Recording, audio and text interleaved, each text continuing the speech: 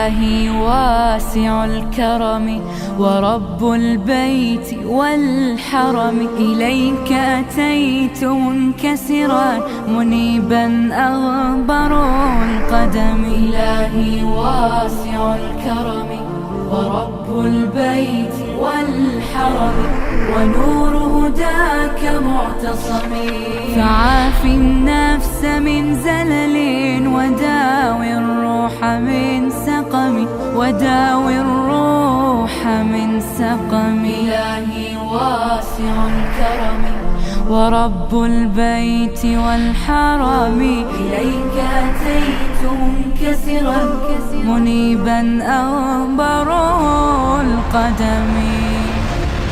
إلهي واسع الكرم ورب البيت والحرم، إليك أتيت. بسم الله الرحمن الرحيم. اللهم صل على محمد وعلى آل محمد كما صليت على إبراهيم وعلى آل إبراهيم إنك حميد مجيد، وبارك على محمد وعلى آل محمد كما باركت على إبراهيم وعلى آل إبراهيم إنك حميد مجيد.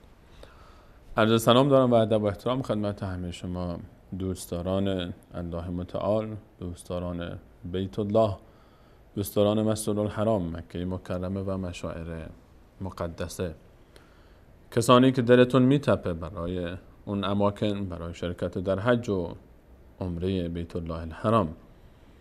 در ادامه بررسی آیات مرتبط به موضوع حج در کلام الله مجید و به صورت خصوص آیات 196 به بعد از سوره مبارکه بقره به آیات 196 و 7 و 8 این سوره اشاره کردیم که الله متعال در آیه 196 فرمود که حج رو فقط به خاطر الله تعالی انجام بدید و همچنین عمره رو خالصانه برای الله تعالی، و به احکامی در این باب اشاره فرمود و کسانی که نیت حج و عمره دارن. و در آیه 197 اشاره فرمود به ماهایی که مشخص است برای حج و اشاره فرمود به برخی از محظورات حج که حاجی باید رعایت بکنه و تشویق فرمود اونها رو به تقوا و پرهیزگاری و خویشتن‌داری.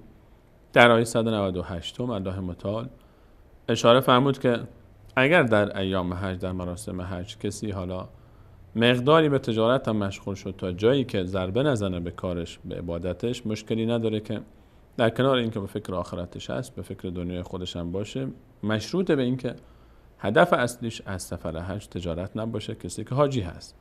حالا طبیعتاً کسانی در مکه مکرمه هستن در همون ایام حج که حج کردن قبلا و زندگی میکنن و تجارتشون رو دارن. این حکم بیشتر برای کسی است که نیت حج میکنه و حاجی که به حرمین میره مناسب نیست که هدف اصلیش اونجا تجارت باشه. اما اگر در کنار این فرصتی پیدا کرد، تجارتی هم انجام داد، منعی الله تعالی فرمود که براش نیست. در ادامه الله متعال به مهمترین رکن حج اشاره فرمود و اون هم وقوف به عرفات. البته به بخش پایانی این مراسم اشاره فرمود، اون لحظه سرازیر شدن حجاج از منطقه عرفات به سمت مشعر الحرام یا همون مزدلفه که فرمود فاذا افضتم من عرفات فاذكروا الله عند المشعر الحرام. وقتی که از عرفات حرکت میکنید الله تعالی در مشعر الحرام یاد کنید. واذکروه کما هداکم، او رو به شکلی یاد کنید که شما رو هدایت کرده. او رو یاد کنید چون که شما رو هدایت کرده. من هم تعبیر دیگری است از این آیه، چون که شما رو هدایت کرده دیگران باید او رو یاد کنید. بر شما منت داره، نعمت هدایت رو به شما داده و مناسب هست که شما اون رو یاد بکنید. ذکر در عرفات، در مزدلفه، در تمامی بخش‌های مختلف حج پررنگه. ذکر الله تعالی و یاد الله تعالی و حج تمرین ذکر الله تعالی است. حج یه فرصت برای اینکه انسان خودش رو عادت بده به ذکر الله تعالی، که همیشه بیاد الله تعالی باشه و محظورات احرام و اینکه انسان احرام میپوشه و برخی از آنچه که براش حلال هست و جایز است در غیر احرام و حج برای خودش حرام میکنه، به خاطر اینکه فرصت بیشتری داشته باشه به تفکر، به تدبر، به تمرین بندگی، به ذکر الله تعالی، به تعلق و ارتباط بیشتر با الله تعالی، به تجدید رابطه با الله تعالی و همه این نقل و انتقالات، حکمت ها و درس های فراوانی پشتش نهفته است که انسان رو به ذکر الله تعالی وادار میکنه. وقتی که میره در عرفات و اونجا میبینه با چشم سر اون اماکنی رو که اولیای الهی اونجا قدم گذاشتن، رسول الله صلی الله علیه و سلم در عرفات آخرین آیات کلام الله مجید بر ایشون نازل میشد و در اونجا آیه اکمال دین نازل شد و دین در عرفات به اکمال رسید و به اتمام رسید با انجام مهمترین رکن حج و تنها رکنی که باقی مانده بود از اسلام که رسول صلی الله علیه و سلم اون رو انجام دادن. بعد از اون میره به سمت مزدلفه و اونجا شب رو در مزدلفه میمونه. مزدلفه مکانی است که مثل عرفات و منی فرصت آنچنانی برای بنا اونجا نیست، یعنی ساخت و ساز. عرفات منطقه ماشاءالله بزرگیه، همچنین منی، اما مزدلفه شاید نصف عرفات هم نباشه مساحت منطقهش و نصف منی هم شاید نصف منی هم نباشه و خیلی مکان کمی است. میبینید که در مزدلفه خیلی ها در بیابان همینجوری در کف صحرا روی سنگ و شن زار دراز کشیده و اون دمپاییاش رو گذاشته زیر سرش، یا چیزی برای استراحت داره یا نداره. غالب مردم همینجوری استراحت میکنن، دراز کشیدن. شما بغل دستتون رو نمیشناسید کی هست، از کجا هست، نه از لباسش میتونید تشخیص بدید و نه از بقیه هیئتش، چون لباسش مثل لباس شماست. اونم یک کفن پوشیده، شما یک کفن پوشید، لباس سفیدی مثل لباس شما داره. شب رو اونجا این مردم به خاطر چی جمع میشن؟ به خاطر الله تعالی، به خاطر دستورش. همه وقتی که لحظه به لحظه حج، وقتی که انسان قدم میگذاره تفکر میکنه، تدبر میکنه، اونجا معنای انما المؤمنون اخبار رو درک میکنه، میفهمه که این نعمت ایمان، قدرت ایمان چه قدرت عظیمیه که شاه و گدا، انسانهای تحصیل کرده و بی سواد، انسانهای فقیر و ثروتمند، از هر گونه سن و صنف و جنسی که هستن همه رو میاره و در اینجا جمع کرده کنار هم، در این بیابانی که شاید آب کافی برای خوردن نیست، آب کافی گهگداری شاید به خاطر وضو گرفتن هم گیر نیاد، به خاطر ازدحام جمعیت همینجا جمع شدن به یک نیت، دست یافتن به رضای الله متعال. بعد از این آیه در آیه 199 الله متعال فرمود که ثم افیضوا من حیث افاض الناس. بعد از این که شب رو در مزدلفه گذراندید، دوباره سرازیر بشید از همون مسیری که مردم سرازیر میشن، یعنی برید بقیه مشاعر خودتون رو انجام بدید. دیگه اینجا الله متعال تفاصیل رو ذکر نفرمود و در سوره حج تفاصیل مشاعری که باقی مونده و عبادتایی که باقی مونده بعد از مزدلفه در سوره حج به تفصیل بیشتر یاد میشه. بعد از این سرازیر بشید به همون سمتی که مردم سرازیر میشن. در حج، در مشاعر کافیه که انسان دنبال چند نفر راه بیفته، جمعیت خود به خود داره میره، شما هم برید به دنبال اونها، همون گونه‌ای که مردم حرکت میکنن. و استغفر الله، و از الله تعالی استغفار بطلبید در مسیر تا الله تعالی شما رو ببخشه. و استغفر الله ان الله غفور رحیم. همون الله بسیار بخشنده است، بسیار مهربانه. در روز دهم، طلوع روز دهم که همون دهم ذوالحجه که همون عید قربان هست، روز عید قربان، حجاج از مزدلفه حرکت میکنن به سمت منی و میرن اونجا و بعد از منی وقتی که جمرات تموم میشه، بعد فرصت قربانی میرسه، بعد سر میتراشن، بعد برای طواف کعبه میرن و فرصتهای زیادی که پیش روشون هست و کارهای زیادی که باید انجام بدن. الله تعالی میفرماید در روز عید شما هم سرازیر بشید به سمت این عبادت ها و در راه استغفار کنید از الله تعالی، استغفار بطلبید، زبانتون تر باشه به استغفار الله تعالی که الله تعالی بسیار بخشنده است و مهربانه. از اینکه کوتاهی انجام شده باشه در عبادت ها، از اینکه شما در عبادت ها اونگونه که شایسته باشه نتونسته باشید انجام بدید عبادت هایتون رو، از الله تعالی استغفار بطلبید، استغفار کنید، توبه کنید، نکنه که مغرور بشید به عبادت های خودتون. از الله تعالی به خاطر کوتاهی هایی که احیانا در این مسیر از شما سر میزنه استغفار بطلبید، از الله تعالی بخواید که شما رو ببخشه، که الان فرصت بخششه، که الان فرصت توبه است، که الان فرصت بازگشته، که الان شما در این سیل خروشان جمعیتی که قرار گرفتید احساس معنوی خاصی دارید. الان اینجا شما با تمام وجود، با سلول بدنتون احساس میکنید عظمت دین رو، احساس میکنید این شکوه و این آرامش رو. الان اون فرصتی که شما از الله تعالی طلب استغفار بکنید. شما وقتی که حرکت میکنید به سمت این عبادت ها، واستغفر الله ان الله غفور رحیم، پیوسته استغفار کنید که الله تعالی بسیار بخشنده و مهربانه. تفاصیل بیشتر اینجا ذکر نمیشه، تفاصیل روز عید و در سوره حج ذکر میشه که انشاءالله بهش خواهیم رسید در برنامه‌های پیش رو. در ادامه الله متعال میفرماید در آیه 200 به تعبیر آیه 200 فاذا قضیتم مناسککم فاذکروا الله کذکرکم آباءکم او اشد ذکرا. وقتی که مناسکتون رو به پایان رسوندید، فاذا قضیتم مناسککم فاذکروا الله کذکرکم آباءکم، شما الله تعالی رو به گونه‌ای یاد کنید که پدرانتون رو یاد میکنید.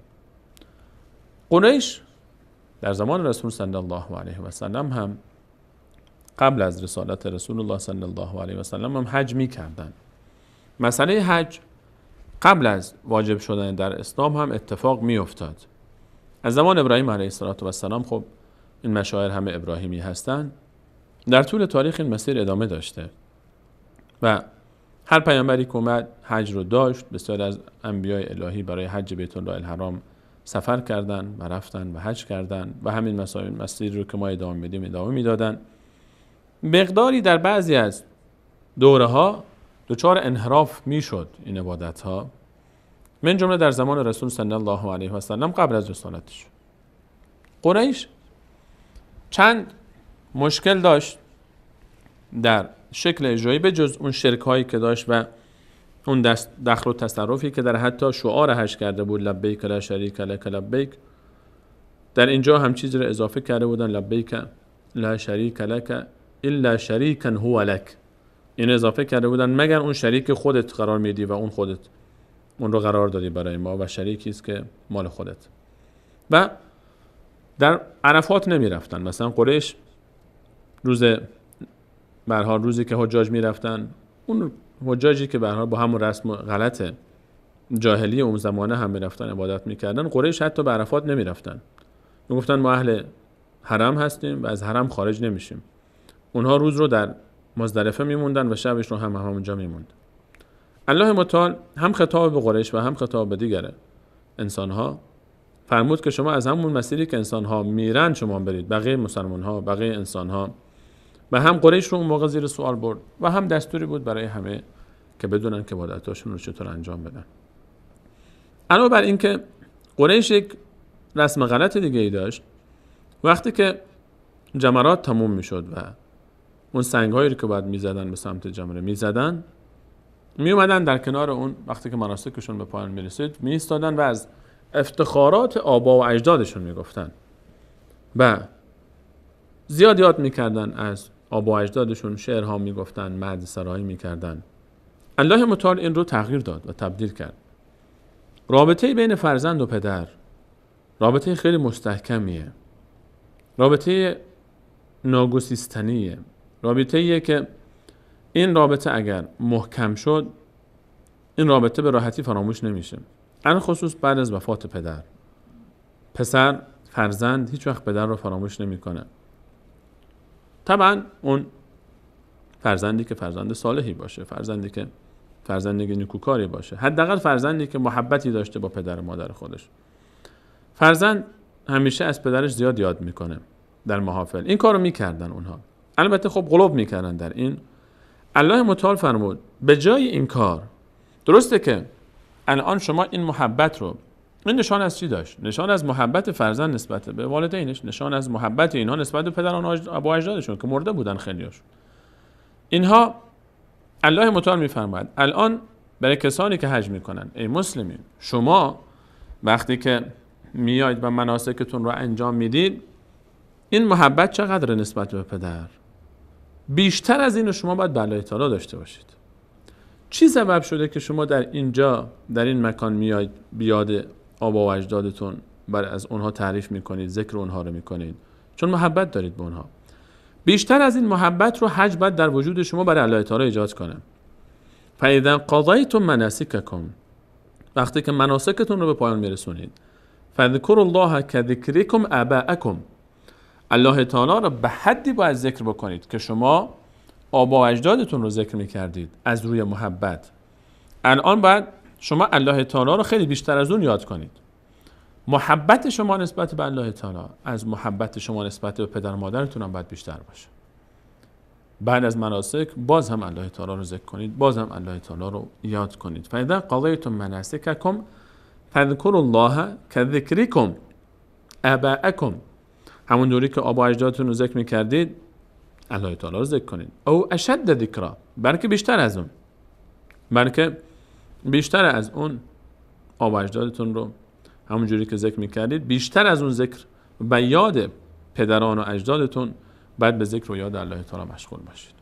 یک تعبیر دیگه هم میتونه باشه که این گونه بگیم فاذا قضیتم مناسککم، وقتی که به جا آوردید، تموم کردید، تکمیل کردید عبادتاتون رو، فذکروا الله، یاد کنید الله تعالی رو، کذکرکم آباءکم، همونطوری که بچه پدرش رو به فریاد میخونه و ازش کمک میخواد، و وقتی که یک طفلی، یک بچه نیاز به کمک داشته باشه، از بابا چطور کمک میخواد، با چه اخلاصی، با چه محبتی، چگونه ندا میده پدرش رو، با چه امیدی از پدرش او رو ندا میده.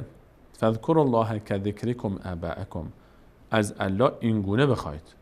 شما از پدرانتون چطور تقاضای کمک میکنید وقتی که نیازمندید به اونها؟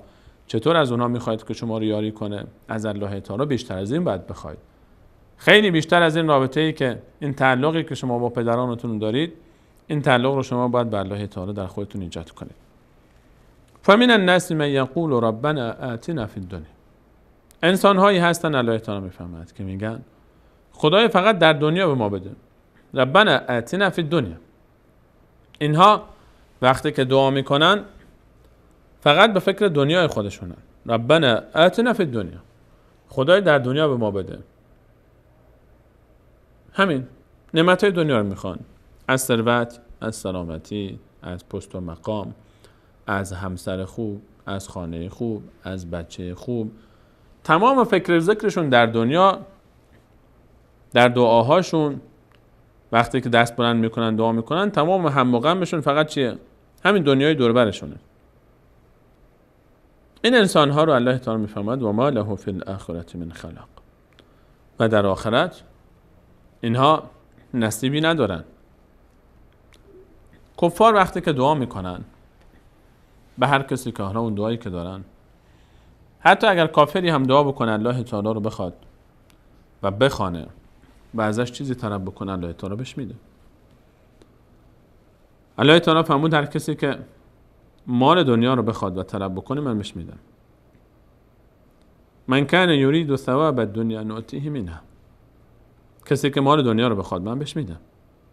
دست بلند بکنه میده بهش الله تعالی، ولی اینکه کافر باشه. این بیشتر وصف حال کافره. وصف حال اون کسیه که در دنیا دعا میکنه، فقط هم فکر دنیای خودشه، یا اصلا باوری نداره به آخرت. باوری نداره به آخرت. این فقط به فکر اینه که در دنیا هرچی هست بهش برسه. عده‌ای هستن باوری به آخرت ندارن، در دنیا باور به وجود یک خالق دارن اما به وجود آخرت باورمند نیستن و دعا میکنن که در دنیا فقط بهشون برسه. اما و منهم، و از بین انسان‌ها گروهی هستند. در ادامه در آیه 201 الله متعال می‌فرماید و کسانی هستند که میگویند من یقول ربنا آتنا فی الدنیا حسنة و فی الاخره حسنة و قنا عذاب النار. پروردگارا در دنیا به ما نیکی عطا کن، اون چیزی که به نفع ماست، اون چیزی که خودت بهتر میدونی.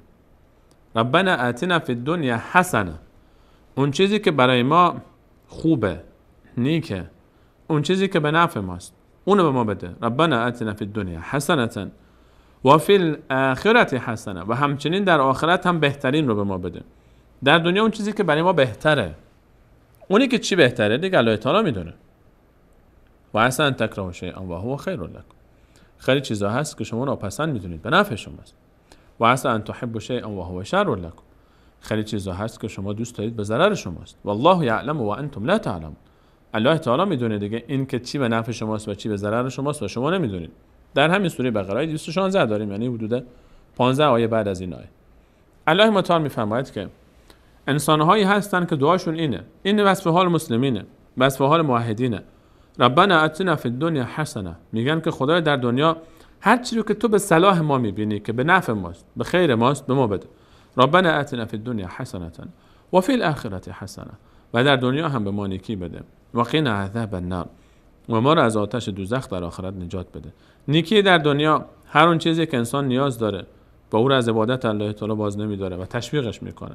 و نیکی آخرت رضایت الله تعالی است، بهشت الله تعالی است و نجات از دوزخ. اولئک لهم نصیب مما کسبوا، این گروه ها هر کسی نصیبی داره از اون چیزی که کسب میکنه. اونی که دنیا رو میخواد دنیا رو کسب میکنه، به دنبال دنیاست. اونی که نیکی دنیا و آخرت رو میخواد هم نیکی دنیا رو به دست میاره و هم نیکی آخرت. و الله سریع الحساب، الله تعالی بسیار سریع حساب و کتابش در روز قیامت. این دعا ربنا آتنا فی الدنیا حسنة و فی الاخره حسنة و قنا عذاب النار، قرار گرفتن این دعا در خلال آیات مرتبط به حج، که آیه بعدیش هم مرتبط به حجه و آیه قبلش هم، نشان از این داره که در اون ایام حج که هی در آیات داره اشاره میشه که ذکر الله تعالی رو بکنید، یاد الله تعالی رو بکنید، استغفار بکنید، از الله تعالی بخواید و دعا بکنید. این دعا از بهترین دعاهاییه که انسان مسلمان میتونه در زندگی خودش داشته باشه. و رسول الله صلی الله علیه و سلم پیوسته تشویق میکردن یارانشون که این دعا رو بخونن. و این از بهترین دعاها و جامع ترین دعاهایی است که و کامل ترین دعاهایی که انسان میتونه بخونه و دعا بکنه. شاید بعضی وقتا انسان فرصت کمی برای دعا داشته باشه. این از اون دعاهایی است که بسیار جامع. ربنا آتنا فی الدنیا حسنه، خدا در دنیا به ما نیکی عطا کن. و فی الاخره حسنه، و در آخرت هم به ما نیکی عطا کن. و قنا عذاب النار، و ما را از عذاب دوزخ نجات بده. چقدر جامع این آیه و این دعا و چقدر کامله. و این از بهترین دعاهایی که میتونه انسان در ایام حج، در ایام عمره و بلکه در غیر از ایام حج و عمره این رو بخونه. و سنت رسول صلی الله علیه و سلم حتی در طواف کعبه بین رکن یمانی و رکن حجر الاسود این بود که در بین این دو رکن انزل کعبه که نقطه مقابل حتیم قرار میگیره، اون طرف حتیم این نقطه مقابلش، این دعا رو میخوندن. ربنا آتنا فی الدنیا حسنه و فی الاخره حسنه و قنا عذاب النار، که این درس الله تعالی است. الله تعالی دوست داره بنداش اینطور دعاش کنن. جایی که الله تعالی خودش معرفی میکنه یک لفظ رو و یک دعا رو که مؤمنین این گونه میگن، دوست داره که این گونه بگن مؤمنین، یعنی بهشون تعلیم میده که اینطور بخواید از من که من به شما بدم. در این برنامه به همین قدر اکتفا میکنیم. ان شاءالله در برنامه بعد باز آیه باقی مانده از این موضوع رو از موضوع حج در سوره مبارکه بقره به همراه شما عزیزان مرور خواهیم کرد و در پایان این دعا رو با هم زمزمه میکنیم که ربنا آتنا فی الدنیا حسنة و فی الاخره حسنة و قنا عذاب النار. از اینکه تا این لحظه برنامه خودتون یاری کردید تشکر میکنم و تا برنامه بعد همه شما عزیزان رو به الله متعال میسپارم. الله یار و نگهدارش. إلهي واسع الكرم ورب البيت والحرم، إليك أتيت منكسرا منيبا أنبر القدم. إلهي واسع الكرم